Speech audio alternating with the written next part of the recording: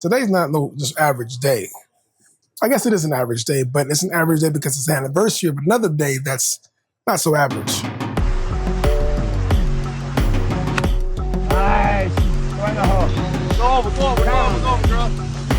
Get it! Oh, come on! Oh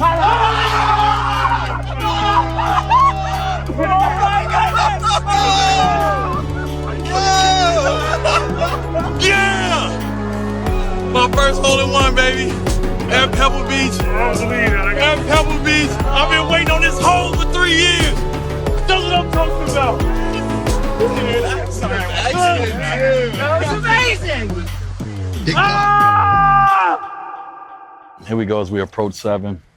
Shot, hit, heard around the world, hole-in-one at Pebble Beach on the 7th hole. Your brother, your guy, your man's right here, whatever you want to call me. I did that. So we about to go. We about to hit it again. And let's see what our next experience is.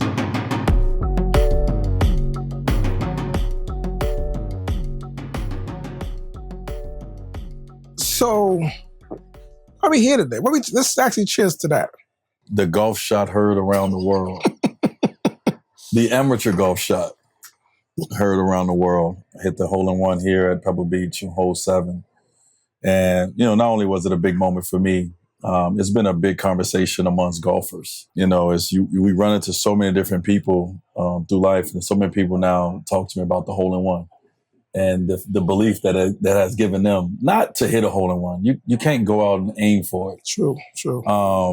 But, to know that you can do amazing things in life, right? Away from maybe something that you've done before. On the hole-in-one was like, dang, he still can get that. He still can do that. We still have these moments in life to aim for that euphoria, that euphoric moment. And so that's what that hole-in-one was. So I have some ideas and some plans going forward, what I want to do around me hitting my hole-in-one, it being an ace. D-Ride and I have started a membership club called Ace, and I want to do some other things around golf, and I'm going to utilize here at Pebble Beach this day, this moment, to continue to keep telling the story. But I'm not going to allow one of, what our caddy said he's been caddying for 39 years. He probably have seen 10 hole-in-ones here at Pebble Beach. So that's the odds. That's some pretty damn good odds to beat. Sandman, yeah, that's you. Everybody look at the Sandman. We talk a lot of shit out here on the golf course, but it's all in fun and spirit because none of us are good. We can just make shots. I hit one about 240. It went in the sand. About 250? Pat said 250. It went in the sand. So my job now is just to get it out so I can have a good shot. Oh. I had got out there a few times early in my career, like with Zoe and some, different golf events or whatever. But I was just swinging away like a baseball player. And so my last year, I was like, all right, I'm gonna need something to do. Once I retire, something to be competitive at. And so we picked it up. And this is going into my 6th year now of golfing. So in my first 5 years of golf, I got a hole-in-one. The moment was so big. I had people who I know who aren't really big basketball fans who called me about that. Like random people. Just like, yo, I heard your guy hit a hole-in-one on the 7th. And it was like, they started watching basketballs back when Magic started playing. That kind of like not connected like that, but they were connected to that moment, which is it's funny because that moment transcended it just transcended everything else. Like you won championships, you've been on Biscayne, all that, but that moment for whatever reason hit the mark. Yeah, it's a big conversation around golfers. Anybody who golf, and I'm around, that's going to be the hole-in-one is going to be a part of the conversation. I talked about when I first seen Steph at the Olympics. As soon as I walked up to him, he looked at me and said, hole-in-one, Pebble, bro. And I just told him, I said, man, I'm trying to be good at life like you, bro. So, man, it's just, it's cool for me to pick up a sport, as you and I were speaking, to pick up a sport 5 years ago and just have, maybe after the first year or two, just have small goals that I wanted to accomplish.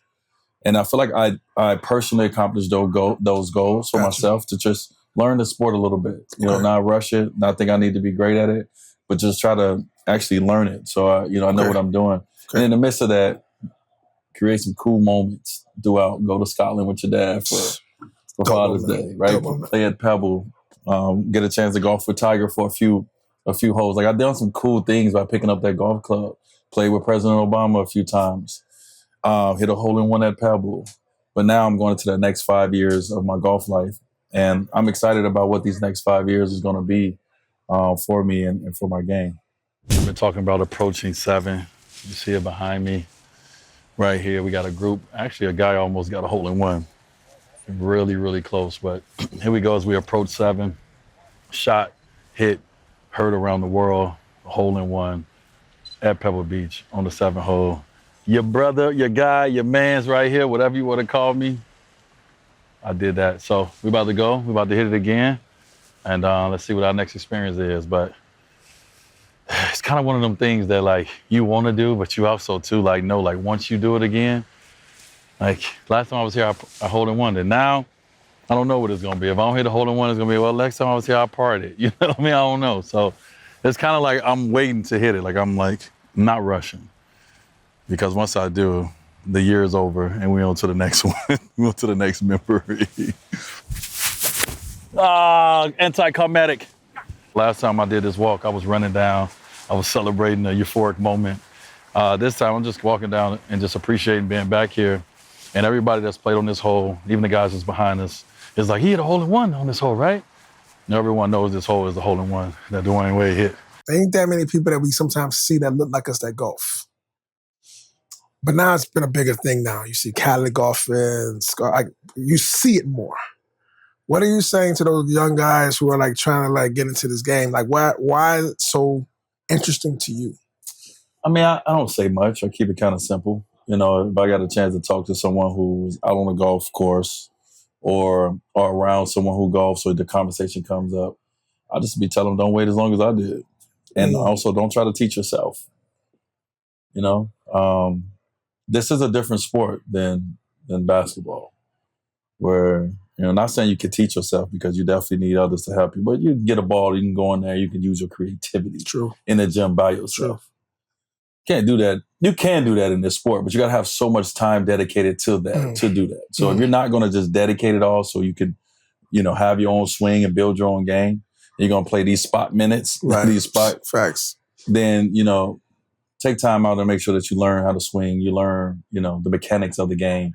The rest is going to come with feel, and every course is different, and the weather's different, and your game's going to be different. And, you know, all these things you're going to learn along the way. But the swing, to have confidence in how to transfer your power, transfer your weight into the swing the way that, you know, it should be.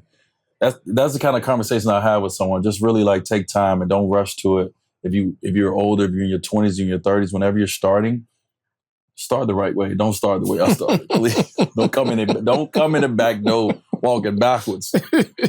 As you being a professional athlete that had your process during the sport that you love to play, to try to transfer those techniques into this game.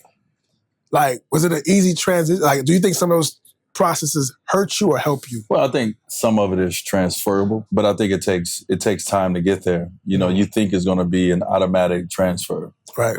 But it's not.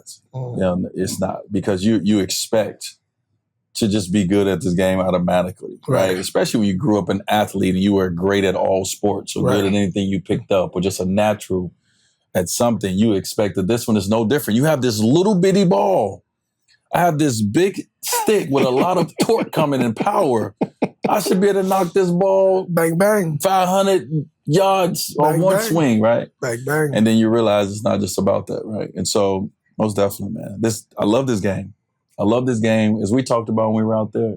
Just the way that this game mirrors life.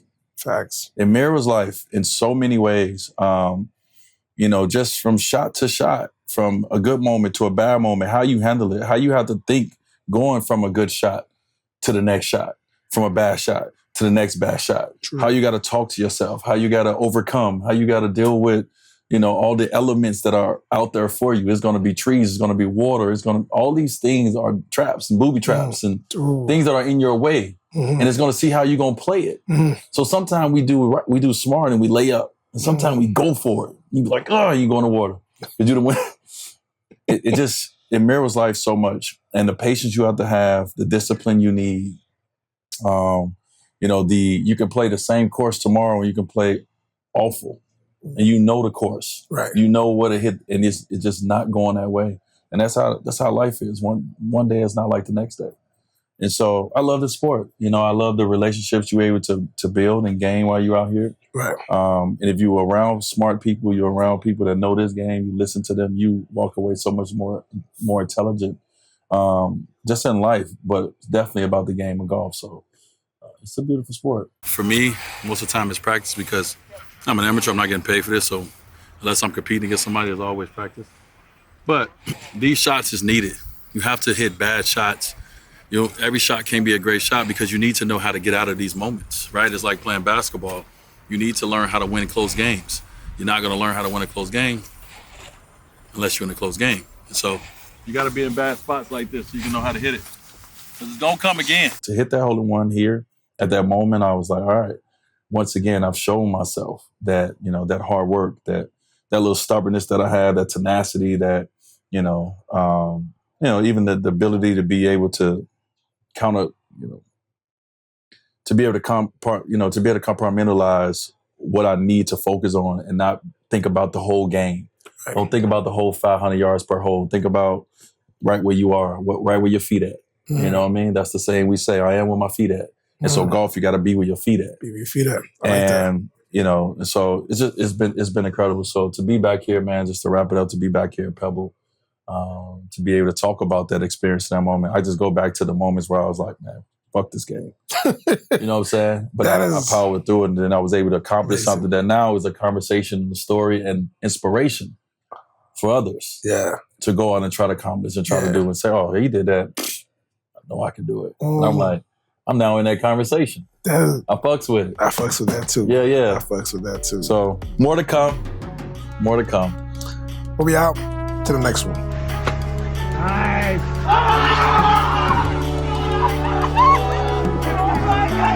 My first hole-in-one, baby.